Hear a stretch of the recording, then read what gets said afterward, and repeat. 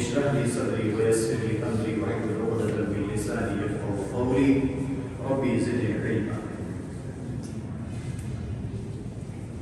حاضرین جمعہ،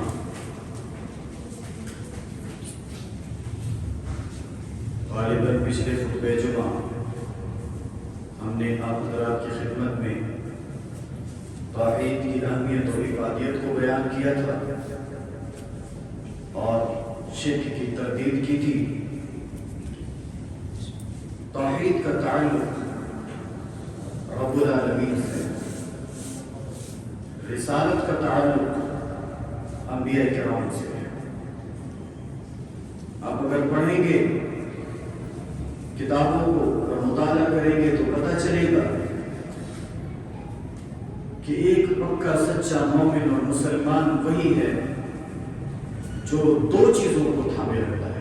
نبی علیہ السلام نے بھی کہا تھا، میں اس حدیث کو بارہا حضرات کی خدمت میں پیش کرتے رہتا ہوں، ترکت فیکم امرین، دو چیزیں میں تمہارے درمیان چھوڑے جاتا ہوں، لن تضلوا ما تمسکتم بہما کتاب اللہ و سنتی، ہرگز ہرگز تم کبھی گمراہ نہیں ہوگے جب تک کہ ان دو چیزوں کو مضبوطی سے تھامے رکھو گے.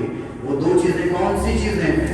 وہ دو چیزیں ہیں، ایک اللہ کی کتاب اور دوسری سنت رسول صلی اللہ علیہ وسلم. عزیزان ملت، جہاں پر عمل کی بات آئے وہاں پر کتاب اللہ اور سنت رسول ہے. جہاں پر ایمان کی بات آ جائے پھر وہاں پر بھی اللہ کی توحید کو اور رسول کی رسالت کو ماننا ضروری ہے. ایمان میں اگر توحید اور رسالت نہ ہو تو پھر ایمان کسی فائدے کا. اب یہ توحید کیا ہے، یہ تو ہم نے پچھلے دو جمعہ ہم نے آپ حضرات کی خدمت میں پیش کی تھی کہ توحید کیا ہے، اور رد شرک ہم نے آپ حضرات کی خدمت میں پیش کیا تھا. توحید کے بعد سب سے زیادہ سمجھنے اور اس پر عمل کرنے کی جو بات ہے وہ ہے رسالت کی بات. توحید کے بعد سب سے زیادہ اگر کسی چیز کو مضبوطی سے تھامنے کی بات تھی تو وہ رسالت کی بات ہے. لیکن افسوس کہ آج کچھ لوگ توحید کو تو سمجھ لیتے ہیں لیکن رسالت کو نہیں سمجھ پاتے. بعد از خدا کوئی قصہ مختصر، فارسی کے شعر کا ایک مصرع ہے یہ، بعد از خدا کوئی قصہ مختصر. اللہ کے بعد مختصر کلام یہ ہے، بہت شارٹ کلام یہ ہے کہ اللہ کے بعد اگر کسی کا مقام و مرتبہ ہے تو وہ محمد صلی اللہ علیہ وسلم کا مقام و مرتبہ ہے. جی، آدم علیہ السلام کا مقام و مرتبہ نہیں ہے، ابو البشر ہے، سب سے پہلے انسان ہے.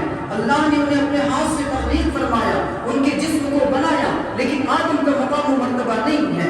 اور دعوت و تبلیغ کے میدان میں سب سے زیادہ دعوت و تبلیغ کرنے والے پیغمبر، سب سے زیادہ دعوت و تبلیغ کرنے والے رسول حضرت نوح علیہ السلام ہیں. لیکن حضرت نوح کا وہ مقام و مرتبہ نہیں ہے جو مقام و مرتبہ محمد رسول اللہ صلی اللہ علیہ وسلم کا ہے. حضرت ابراہیم علیہ السلام سے اللہ رب العالمین نے کیسی آزمائشیں لی، اپنے بیٹے کو ذبح کرنے کے لیے کہہ دیا کہ جاؤ ابراہیم اپنے بیٹے کو میرے راستے میں قربان کر دو، ذبح کر دو، اس کے گردن میں چھری چلا دو. ابراہیم علیہ السلام نے چرا میں کی، اپنے بیٹے کو لیا. اور بیٹا بھی کیسا، ابراہیم علیہ السلام سے کہتے ہیں، اپنے باپ سے کہتے ہیں، ابا جان آپ نے جو خواب دیکھا اس کو کر گزریے، اس کو کر دیجئے، آپ یقیناً مجھے صبر کرنے والوں میں سے پائیے گا. ابراہیم علیہ السلام اپنے بیٹے کو لے جاتے ہیں اور گردن پہ چھری چلا دیتے ہیں، لیکن وہ اللہ کی مشیت کے گردن پہ چھری نہ چلتی ہے اور بال کا ایک روئی بھی نہ ٹوٹتا ہے. یہ ابراہیم علیہ السلام کے معاملات ہیں. اتنی بڑی بڑی آزمائش ابراہیم علیہ السلام نے دی، قربانیاں دی. جب ابراہیم علیہ السلام کا چھوٹا سا بچہ اسماعیل علیہ السلام جب چھوٹے سے تھے، وہ دودھ پینے والے شیرخوار بچہ اپنے چھوٹے سے بچے اپنی بیوی کو بیابان میں چھوڑ کے آتے ہیں، صحرا میں چھوڑ کے آتے ہیں. گرمی کی تپش اور حرارت ہے، سورج کی چلچلاتی دھوپ ہے، لیکن ابراہیم علیہ السلام اپنے بیٹے کو اپنی بیوی کو چھوڑ کر آتے ہیں. یہ آزمائش ابراہیم علیہ السلام نے دی ہے اور ان کے ساتھ کی گئی ہیں. یہ ساری چیزیں ابراہیم علیہ السلام نے کی ہے، لیکن پھر بھی جو مقام محمد رسول اللہ صلی اللہ علیہ وسلم کا ہے وہ مقام ابراہیم علیہ السلام کا نہیں ہے. اولو العزم پیغمبر ہے. عیسیٰ علیہ السلام، موسیٰ علیہ السلام ہارون علیہ السلام یہ بڑے بڑے پیغمبر ہیں، جلیل القدر اور اولو العزم پیغمبر ہیں، لیکن وہ مقام و مرتبہ نہیں جو مقام و مرتبہ محمد رسول اللہ صلی اللہ علیہ وسلم۔ آپ اٹھائیں گے قرآن کریم کو تو آپ لوگوں کو معلوم ہوگا کہ سورہ یوسف قرآن کریم کے اندر ایک سورہ کا نام ہی ہے جس میں اللہ رب العالمین نے ایک مومن کی پاکی کو بیان کیا، یوسف علیہ السلام کے بارے میں بیان فرمایا کہ یوسف علیہ السلام نے کس طرح سے اپنے آپ کو محفوظ رکھا۔ یہ پورا کا پورا قصہ سورہ یوسف کے اندر موجود ہے۔ یوسف علیہ السلام کے ساتھ کیا ہوا، بھائیوں نے پکڑا یوسف کو اور لے جا کر کنویں میں ڈال دیا، لیکن اللہ کی مشیت کی یوسف علیہ السلام بچ گئے۔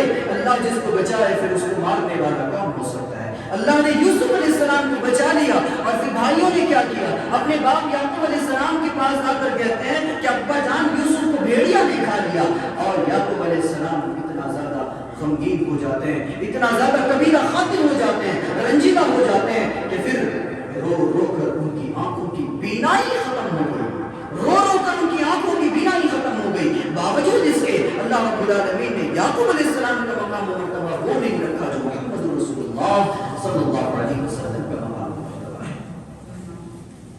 کسی نبی کا وہ مقام و مرتبہ نہیں ہے۔ حضرت یحییٰ علیہ السلام پر بھی بڑی بڑی آزمائشیں آئیں، لیکن یحییٰ کا بھی وہ مقام و مرتبہ نہیں ہے۔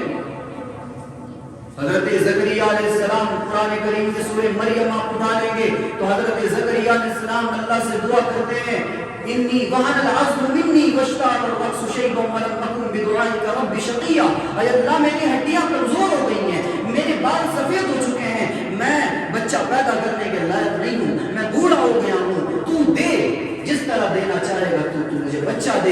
اللہ نے کہا اے زکریا ہم تجھے بچہ دیں گے، تیری اس موسم بڑھاپے میں بھی ہم تجھے بچہ دیں گے، لیکن تیرا مقام میرے حبیب محمد سے زیادہ نہیں ہو سکتا۔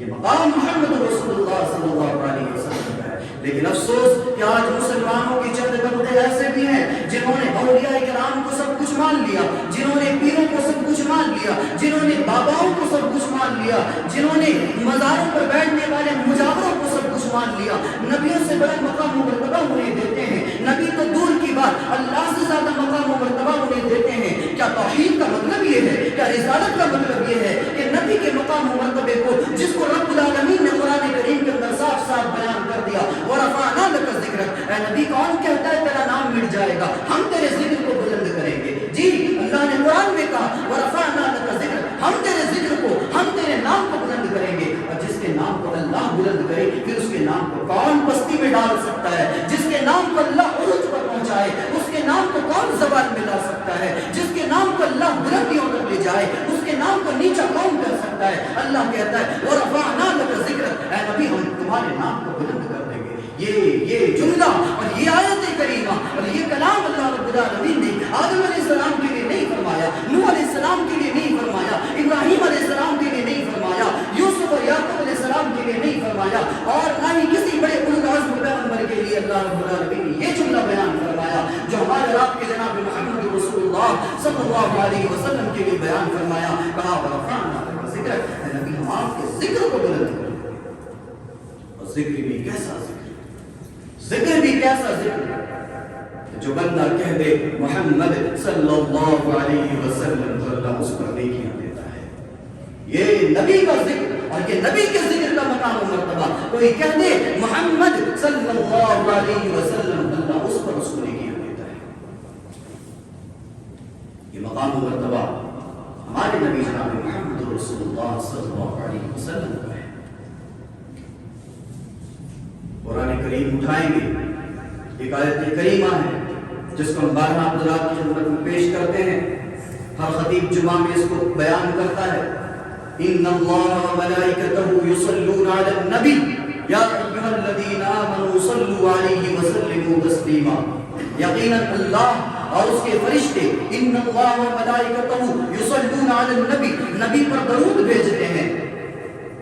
یا ایھا الذین آمنوا صلوا علیہ وسلموا تسلیما، سو اے لوگو جب میں اور میرے فرشتے نبی پر درود بھیجتے ہیں تو جو ایمان لے آ چکے ہو سنو تم بھی اپنے نبی پر درود بھیجو، اور درود نبی नबी अलैहिस्सलाम पर भेजना चाहिए। दरूद पढ़ लें, अल्लाहुम्मा सल्लि अला मुहम्मद व अला आलि मुहम्मद कमा सल्लैता अला इब्राहीम व अला आलि इब्राहीम इन्नका हमीदुम मजीद। अल्लाहुम्मा बारिक अला मुहम्मद व अला आलि मुहम्मद कमा बारकता अला इब्राहीम व अला आलि इब्राहीम इन्नका हमीदुम मजीद। अल्लाह कह रहा है कि मैं और मेरे फरिश्ते मेरे नबी पर दरूद भेजते हैं, तो तुम भी अपने नबी पर दरूद भेजो, तुम भी मेरे नबी पर दरूद भेजो। अब जब दरूद पढ़ते हैं तो मोहम्मद का नाम आता है, जब कुरान पढ़ते हैं तो मोहम्मद का नाम एक दो जगह है, लेकिन अल्लाह ने क्या मोहम्मद कह के नहीं खिताब किया। अच्छा, जब दरूद पढ़ते हैं तो हम मोहम्मद का नाम लेते हैं, जब नमाज पढ़ते हैं नमाज में मोहम्मद का नाम लेते हैं, जब अजान दी जाती है अजान में मोहम्मद का नाम लेते हैं। और ये बात हमने बहुत पहले भी बताई थी और बार हम ये बताते रहते हैं कि अगर अभी यहाँ पर जुमा का वक्त है, जुमा की अजान हो गई और जुमा की अजान में मुअज्जिन ने अशहदु अन्ना मुहम्मद रसूलुल्लाह कहा, अभी फिल वक्त जब हम बयान कर रहे हैं कहीं और जुमा की अजानें हो रही हैं, कहीं असर की अजानें हो रही हैं, कहीं फजर की अजानें हो रही हैं। ये दुनिया का कानून और दुनिया का ये निज़ाम अल्लाह रब्बुल आलमीन ने इस तरह से बनाया कि अभी यहाँ पर अगर दोपहर है तो हर जगह दोपहर नहीं है, कहीं सुबह कहीं शाम, कहीं फजर का वक्त, कहीं ज़ोहर का वक्त, कहीं असर का वक्त। इस तरह से है दुनिया का निज़ाम, ये दुनिया का कानून अल्लाह रब्बुल आलमीन ने बनाया। सो जोग्राफियाई तहकीक करने वाले मुहक्किकीन ने बताया कि पूरी दुनिया में एक सेकंड भी ऐसा नहीं है जहाँ पर मोहम्मद का नाम न लिया जाता हो, जहाँ पर मोहम्मद के नाम का तज़किरा न किया जाता हो। दुनिया में मोहम्मद के नाम के तज़किरे होते रहते हैं सल्लल्लाहु अलैहि वसल्लम। ये हमारे नबी का मकाम मर्तबा है। और आप अगर कुरान पढ़ेंगे, जी कुरान अगर पढ़ेंगे, अल्लाह कुरान करीम के अंदर अंबिया इकराम को नाम लेकर खिताब करता है, या आदम उस्कुन अंत व ज़ौजुकल जन्नह, या आदम तुम और तुम्हारी बीवी जन्नत में आराम से रहो, या नूह बिद बिसलामिन मिन्ना।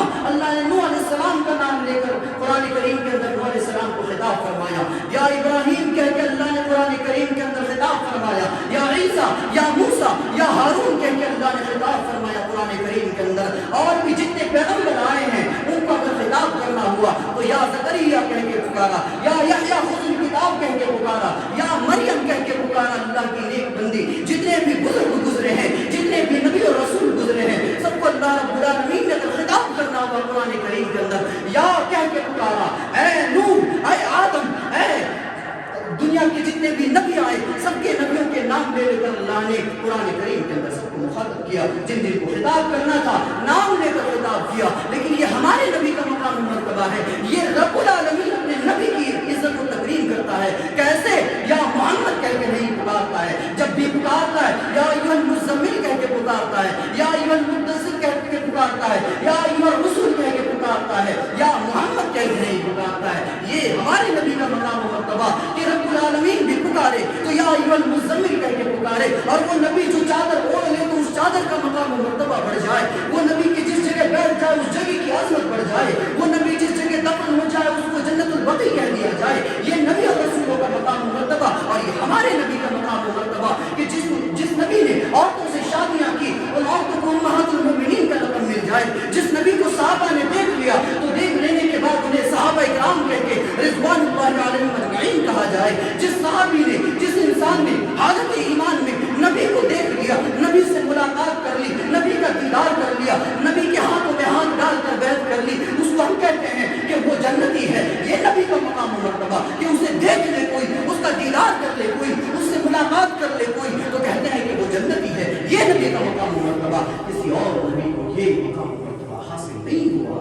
तो फिर हम रिसालत को छोड़कर, नबी की रिसालत को छोड़कर, रसूल की रिसालत को छोड़कर पीरों और बाबाओं के पीछे क्यों पड़े हुए हैं? पीरों और बाबाओं के बताए हुए तरीकों पर अमल क्यों करते हैं? क्या हमारे लिए कुरान और हदीस काफी नहीं है? क्या हमारे लिए हदीस का एक टुकड़ा काफी नहीं है? हदीस आ जाने के बाद भी हमारे ईमान का हाल ये है कि हम चूचिरा करते हैं, ये हदीस सही नहीं है, हमारे फुला साहब ने इस तरह बताया है, हमारे उस बुजुर्ग ने इस तरह बताया है। तेरा बुजुर्ग नबी से ज्यादा मकाम और मर्तबे वाला हो गया, तेरा बुजुर्ग नबी से ज्यादा इज्जत और शर्फ वाला हो गया, तेरे बुजुर्ग का जिक्र न कुरान में है न हदीस में है, फिर उसकी बात काबिल दलील कैसे हो सकती है?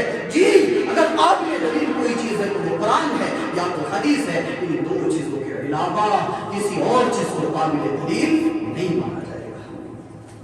असल बात यह है कि हमने उन बुजुर्गों को समझा ही, ان بڑوں کو ہم نے سمجھا ہی نہیں کہ ان کی تعلیمات کیا ہے ان کی تعلیمات، جن کو ہم مانتے ہیں، کہتے ہیں وہ بڑے ہیں، وہ بزرگ ہیں، جی ہم بھی مانتے ہیں وہ بڑے ہیں، وہ بزرگ ہیں، لیکن ان کی تعلیمات کیا ہیں؟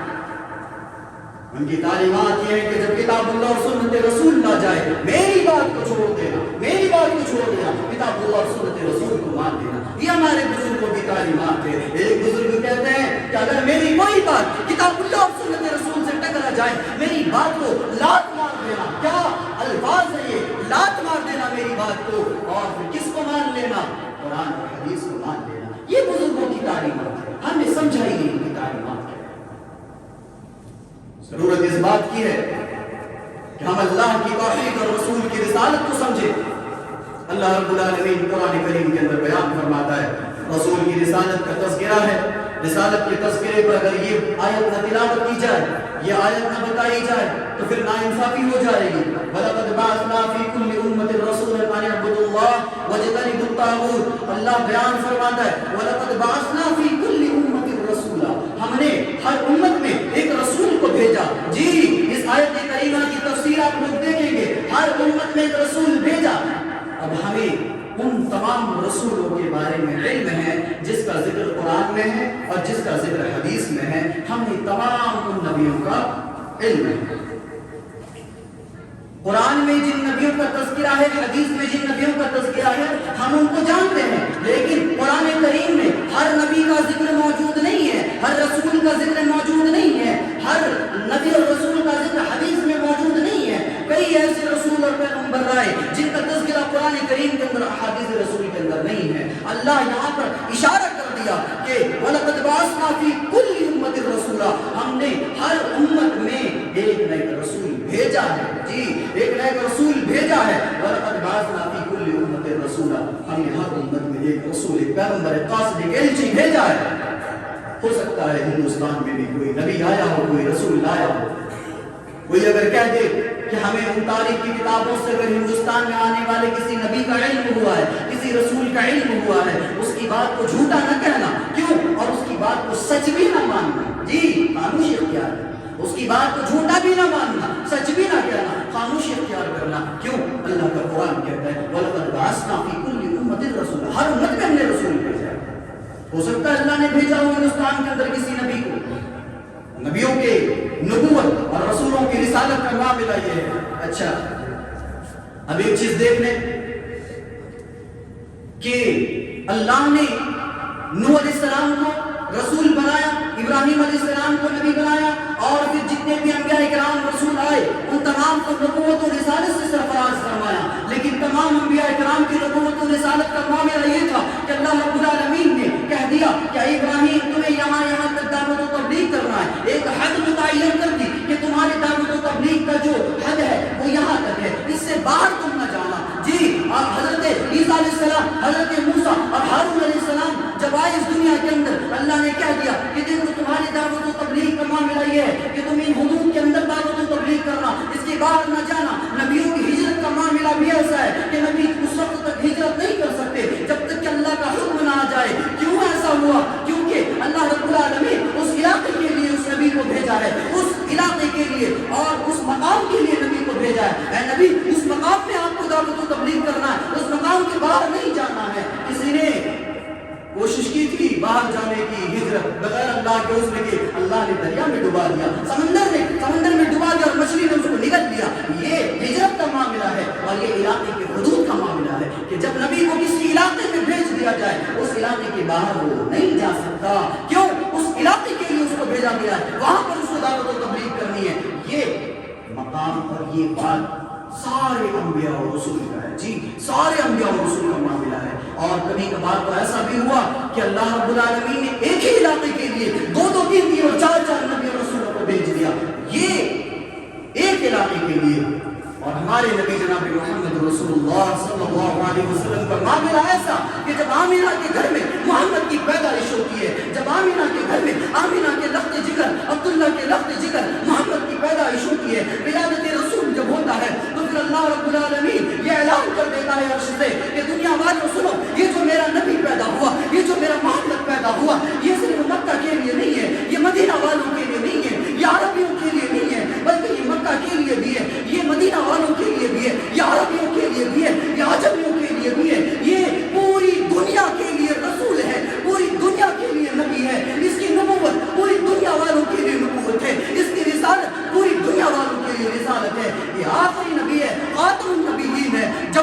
بندہ اس کی نبوت کو نہ مانے، اس کی رسالت کو نہ مانے، پھر ہمارے ہاں اس کی کسی عبادت کی قبولیت کے لیے کوئی دروازہ کھلا ہوا نہیں ہے۔ ہم اس کی ساری عبادتیں اس کے منہ میں مار دیں گے جب تک کہ میرے اس رسول کی رسالت کو نہ مانا جائے۔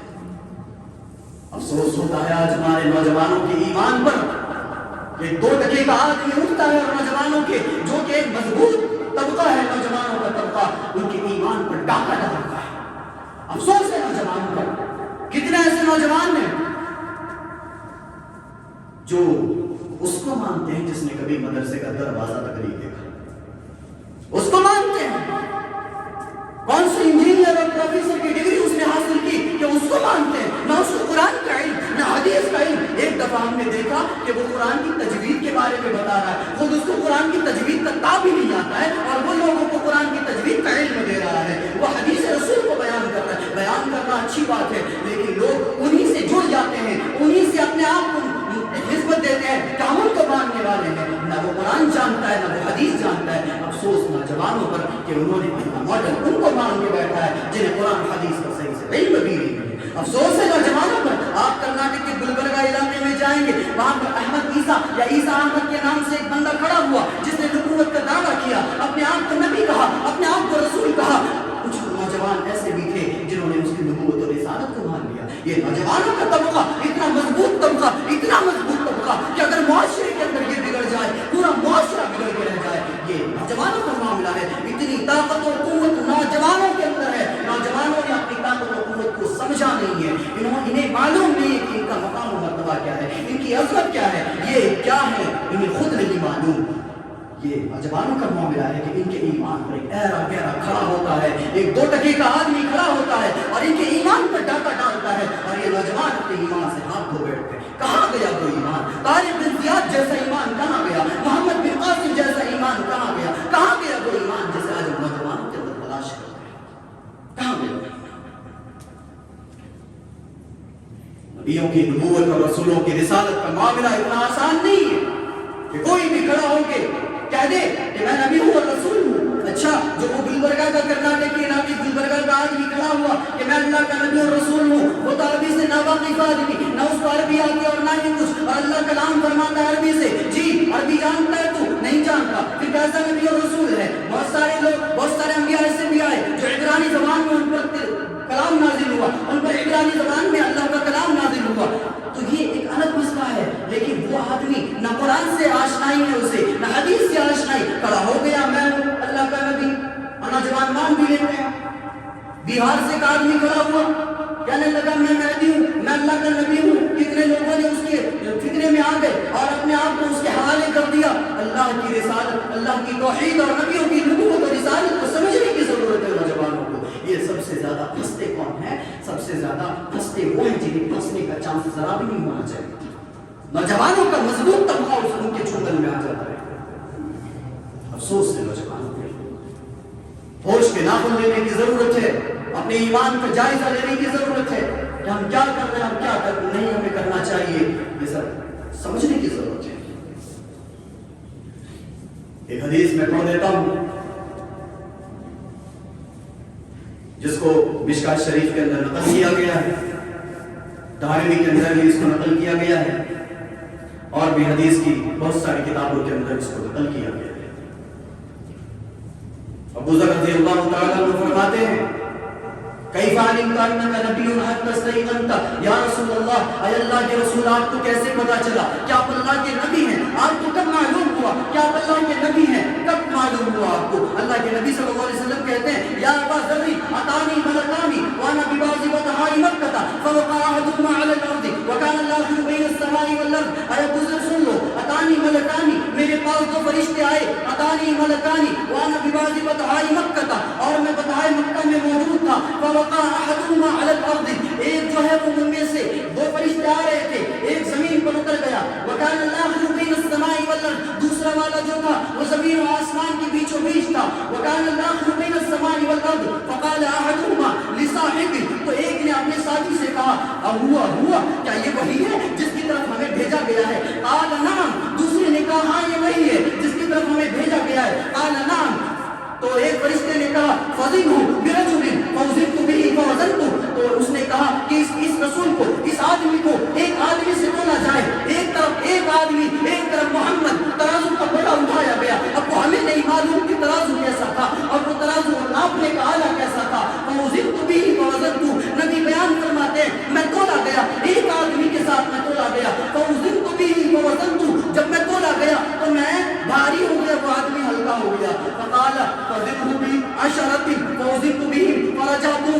بیان فرماتے ہیں کہ ایک فرشتے نے دوسرے سے کہا ایک آدمی سے تول لیے ہو، ایک آدمی کو ہٹا دو، وہاں پر 10 آدمی رکھو اور اس آدمی کو تولو۔ اس نے کیا کیا؟ فرشتے نے اس ایک آدمی کو ہٹا کر وہاں پر 10 آدمی رکھے اور ایک پڑے میں اکیلا محمد، دوسرے پڑے میں 10 آدمی تولا گیا۔ نبی بیان فرماتے ہیں فرجعتو، میں ان 10 آدمیوں میں بھی بھاری پڑ گیا۔ فرشتے نے کہا اعلیٰ فاضل ہو بھی آتی، ہٹاؤ ان 10 آدمیوں کو۔ ایک پڑے میں جہاں 10 آدمی تھے وہاں پر 100 آدمیوں کو رکھا جائے، 10 آدمیوں کو ہٹا کر 100 آدمیوں کو رکھا گیا اور جب 100 آدمیوں سے تولا گیا نبی کائنات کیا بیان فرماتے ہیں فوزنت بھی، مجھے جب تولا گیا ان سے فرجعتو، میں بھاری پڑ گیا۔ اور یہاں پر یہی بات نہیں، جب 100 آدمیوں سے بھی پیٹ نہ بھرا تو فرشتے نے کہا ایک کام کرو 100 آدمیوں کو ہٹا دو اور وزن ہو اس کو 1000 آدمیوں کے ساتھ تولو اور 100 آدمیوں کو ہٹا کر 1000 آدمی ایک پرڑے پر، دوسرے پرڑے پر اکیلا محمد، ترازو اٹھایا گیا، محمد کا پرڑا بھاری ہو گیا، 1000 آدمیوں کا پرڑا ہلکا ہو گیا۔ دوسرا جو فرشتہ ہے وہ کہتا ہے کہ لو وزنتہ بامتی لرجع، اگر اس کو پوری امت کے ساتھ بھی تول دیا جائے اس کا پرڑا بھاری ہو جائے گا، ساری امت کا پرڑا ہلکا ہو جائے گا۔ یہ مقام مرتبہ نبی کا کہ نبی ایک پرڑے میں اکیلے، دوسرے پرڑے میں 1 نہیں 10 نہیں 100 نہیں 1000 آدمی، یہاں تک کہ پوری امت آ جائے دوسرے پرڑے میں، دوسرا پرڑا ہلکا ہی ہو جائے گا۔ حدیث سے کیا سمجھ میں آئی؟ حدیث سے بات یہ سمجھ میں آئی کہ جب نبی کی بات آ جائے ساری دنیا کی بات ایک طرف، نبی کی بات آ جائے نبی کی بات کو ماننا پڑے گا۔ جی جب تک نبی کی بات کو مضبوطی سے نہ مانیں گے تب تک نبوت و رسالت ہم کہتے ہیں کہ ہمیں سمجھ میں نہیں آئی۔ جب تک نبی کی بات کو نہیں مانیں گے، جب تک رسول کی رسالت کو نہیں مانیں گے اور نبی کی عظمت اور مقام و مرتبے کو نہیں سمجھیں گے، تب تک یہی کہیں کہ ہمیں نبی کی نبوت و رسالت سمجھ میں نہ آئی۔ جس طرح سے ایک پرڑے میں نبی ہلکے پڑ گئے، نبی بھاری پڑ گئے اور 1000 آدمی، یہاں تک کہ فرشتے نے کہہ دیا کہ پوری امت کو بھی ایک پرڑے میں رکھا جائے تو نبی کا پرڑا بھاری ہو جائے گا اور وہ پوری امت کا پرڑا ہلکا ہو جائے گا۔ اسی طریقے سے اگر ایک پرڑے میں نبی کے حدیث کا ایک جملہ رکھ دیا جائے اور ایک پرڑے میں بڑے بڑے فلسفوں کی فلسفے رکھ دیے جائے، بڑے بڑے منطقیوں کے منطقی جملے رکھ دیے جائیں، بڑے بڑے خطیبوں کے خطبے رکھ دیے جائیں، بڑے بڑے انسانوں کی باتوں کو رکھ دیا جائے، بڑے بڑے لوگوں کے فارمولوں کو رکھ دیا جائے، اللہ کی قسم نبی کی ایک بات کے سامنے دنیا کے تمام دانشوروں کی بات ہلکی پڑ جائے گی۔ یہ نبی کا مقام و مرتبہ ہے، یہ نبی کی عظمت ہے اور نبی کی حدیث کا معاملہ ہے۔ ہمیں چاہیے کہ ہم نبی کی نبوت کو سمجھے، انبیاء کرام کی نبوت کو سمجھے، رسولوں کی رسالت کو سمجھے۔ اگر اب بھی نہ جاگے تو مسلمانوں یاد رہے کہ اللہ ایسی قوم کو تیار کرے گا جو تم سے بہتر دین کی خدمت انجام دے، تمہیں مٹا کر تم سے بہتر قوم اللہ رب العالمین قائم کر سکتا ہے۔ جی وہ اس بات پر بھی قادر ہے، اس لیے اپنے آپ کے وجود کو ختم نہ کرتے ہوئے ہم اللہ رب العالمین کی دین کی دعوت و تبلیغ میں رہیں اور اللہ رب العالمین کے پیغامات اور حدیث رسول کے پیغامات کو نشر و اشاعت کرتے رہیں۔ ان کی اشاعت و تبلیغ کے لیے ہم اپنا سب کچھ لگا دیں، اپنے ہاتھ کو قربان کر دیں، کم سے کم قربان نہ صحیح کم سے کم اپنا وقت تو دے ہی سکتے ہیں، اللہ کے قرآن کو اللہ کے کلام کو سمجھنے کے لیے اپنا وقت دے ہی سکتے ہیں۔ یاد رہے کہ جو بندہ اللہ کے کلام کو صحیح سے نہ پڑھ پائے پھر اس کی کامیابی و کامرانی کہاں؟ وہ اپنی کامیابی و کامرانی کو دور کھڑا دیکھے کہ میری کامیابی بہت دور ہے جب وہ اللہ کے کلام کو نہیں پڑھ پاتا ہے۔ تو اسی لیے آپ حضرات کی خدمت میں ہم ایک بات بھی پیش کیے دیتے ہیں کہ مغرب کے بعد یہاں پر قرآن کا علم دیا جاتا ہے، باقاعدہ اس کے اصول اور اس کے قواعد بتائے جاتے ہیں۔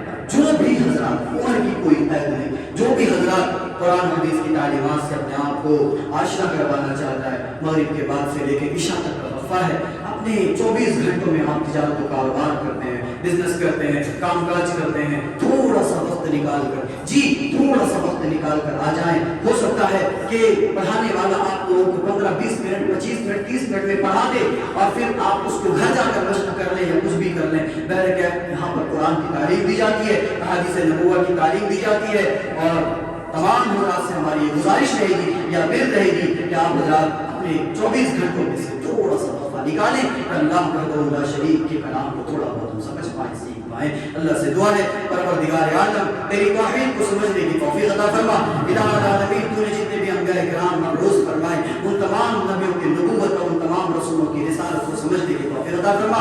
پروردگار عالم محمد رسول اللہ صلی اللہ علیہ وسلم کی عظمت